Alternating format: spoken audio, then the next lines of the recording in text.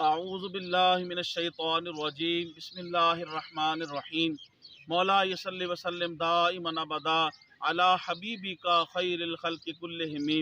انتہائی واجب الاحترام محترم خواتین و حضرات، تاجدار کائنات نبی اکرم صلی اللہ علیہ وآلہ وسلم کی مبارک سیرت نجمن نجمن آپ کے سامنے عرض کرنے کی سعادت حاصل ہو رہی ہے۔ واجب الاحترام تاجدار کائنات صلی اللہ علیہ وآلہ وسلم اپنے صحابہ کرام رضوان اللہ علیہ مجمعین کی مقدس جماعت کے ساتھ ابھی صلح حدیبیہ سے معاہدے کے فارغ ہونے کے بعد آپ حدیبیہ سے مدینہ المنورہ لوٹے ہی تھے۔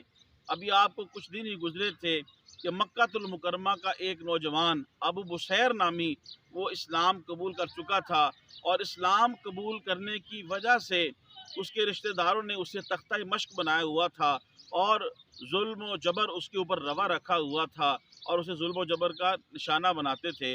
محترم خواتین و حضرات، کسی طریقے سے ابو بصیر نامی وہ مسلمان نوجوان اپنے رشتہ داروں کے چنگل سے چھٹکارا حاصل کر کے وہ رسول پاک صلی اللہ علیہ وآلہ وسلم کی بارگاہ میں حاضر ہو گیا۔ حضور، میرے حضور پیر سیال غریب نواز لجپال، ان کا پروردہ نگاہ حضور ضیاء الامت پیر کرم شاہ الحضری رحمۃ اللہ علیہ نے جس خوبصورت انداز کے اندر لکھا، اس کے چند ایک الفاظ میں آپ کے سامنے عرض کرتا ہوں۔ محترم خواتین و حضرات، حضور ضیاء الامت آپ لکھتے ہیں کہ راہ عشق وفا کا یہ آبلہ پا مسافر سینکڑوں میلوں کی مسافت پا پیادہ طے کر کے اپنے محبوب کے قدموں میں حاضر ہو گیا۔ روئے جانا دیکھ کر قید و بند کی صعوبتیں اور راہ کی کوفتیں سب فراموش ہو گئیں، گویا وہ دوزخ سے نکل کر فردوس بری میں آ گیا۔ محترم خواتین و حضرات، حضور ضیاء الامت کی سیرت کی کتاب میں سے صرف چند الفاظ میں نے آپ کے سامنے عرض کیے ہیں۔ حضور ضیاء الامت نے اسی طرح موتی پرو ہیں سیرت النبی صلی اللہ علیہ وسلم کے موضوع پر اپنی کتاب میں۔ محترم خواتین و حضرات، ابو بصیر نامی شخص کسی نہ کسی طریقے سے اپنے رشتہ داروں کے چنگل سے چھٹکارا حاصل کر کے تاجدار کائنات صلی اللہ علیہ وسلم کی بارگاہ میں مدینہ المنورہ آ گیا۔ واجب الاحترام، ابھی 3 دن بھی نہیں گزرے تھے کہ اس کے قریبی رشتہ داروں نے 2 آدمی بمائے خط کے حضور علیہ السلام کے پاس بھیج دیے اور حضور علیہ السلام کو کہا کہ ہمارا آپ کے ساتھ معاہدہ ہوا ہے کہ اگر کوئی ہمارا آدمی مسلمان ہو کے ولی کی اجازت کے بغیر آپ کے پاس آئے گا، اس کا ولی اسے واپس بلانا چاہے تو آپ اسے روکیں گے نہیں۔ چنانچہ اس معاہدے کی شک کے مطابق ہمارے اس بندے کو یعنی ابو بصیر کو واپس کرو۔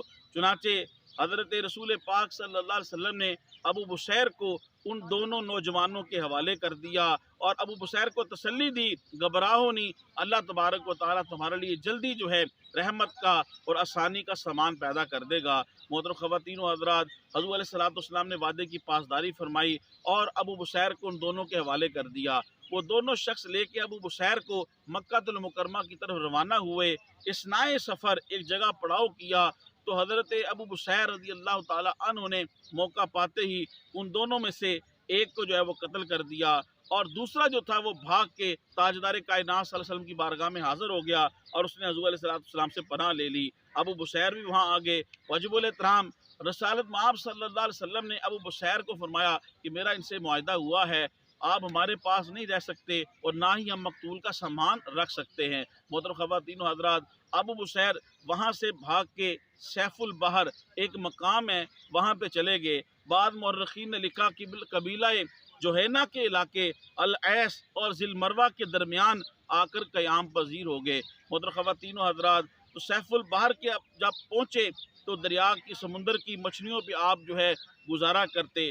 جب دیگر مکہ المکرمہ کے رہنے والے مسلمانوں کو پتہ چلا تو وہ بھی آہستہ آہستہ سیف البحر اس مقام کے اوپر جو ہے حضرت ابو بصیر کے ساتھ جمع ہونا شروع ہو گئے، اکٹھی ہو گئی۔